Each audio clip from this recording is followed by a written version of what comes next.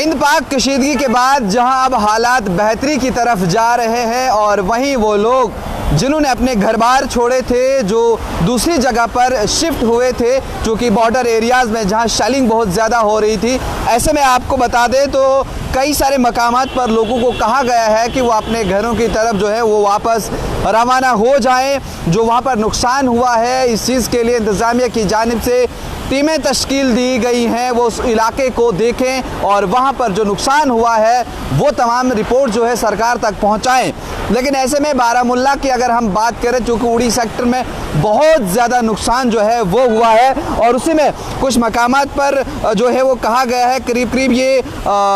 6 गांव हैं जिन्हें फ़िलहाल कहा गया है कि आप वहाँ पर जो है वो वापस जाएं। चूँकि इसमें ये भी कुछ नंबर्स जो है वो शेयर किए गए हैं जिन्हें बताया गया है कि अगर उस इलाके में कहीं आपको कोई शेल मिलता है या वहाँ पर कोई बारूद जो है वो पड़ा है और आपने उन कॉन्टैक्ट नंबर के ऊपर जो है वो कॉल करनी है और बताना है, ताकि वहाँ पर पुलिस जो है वो पहुँचे और उनको जो है वो डिफ्यूज़ किया जाए ताकि कोई जानी या माली नुकसान ना हो। तो इसमें जो बारामुल्ला पुलिस की जानिब से एडवाइजरी भी जो है वो साफ तौर पर जारी की गई है और इमरजेंसी कॉन्टैक्ट नंबर भी दिए गए हैं। तो मैं आपको कॉन्टैक्ट नंबर बताता भी हूँ और अगर एडवाइजरी आप तक पहुँची है तो उसमें भी दिया गया हो। नंबर है 9696767768।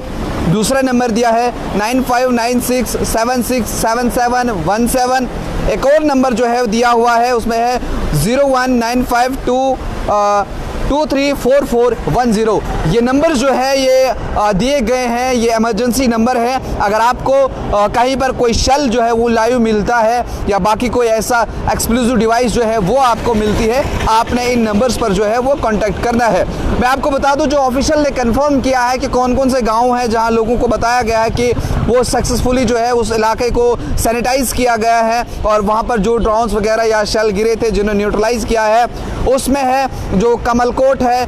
मदान गांव है, उसके अलावा है गवालन है, सलामाबाद है, बिझामा और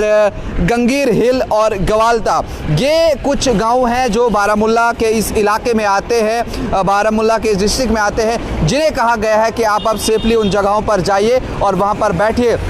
लेकिन साफ तौर पर आपने देखा होगा कि अब जहां हालात बेहतरी की तरफ जा रहे हैं, थोड़ी बहुत जो है रोड पर अब हमें भी आवाजाही जो है वो लोगों की देखने को मिल रही है। पिछले 3-4 दिन की अगर हम बात करें तो कोई लोग जितने जम्मू में थे, कश्मीर में थे, बाकी जगहों पर थे, पंजाब में थे, जहां पर जो भी था, फ़ौरन अपने अपने घरों की तरफ जो है वो लौटना लोगों ने शुरू कर दिया, क्योंकि जो जंग के असरात दिखाई दे रहे थे। और वही करीब 2-3 दिन के अंदर ये फैसला आया, कल परसों की डेट में, जिस तरह से सीज़ फायर एग्रीमेंट हुआ कि अब लोगों की कीमती जानों को जो है वो बचाया जाए। कशीदगी बहुत ज़्यादा बढ़ रही थी, आज भी हाई लेवल मीटिंग चल रही है ताकि बाकी चीज़ें जो है वो भी और देखी जाए और अमन अमान में कोई खलल ना हो। फिलहाल जो लोग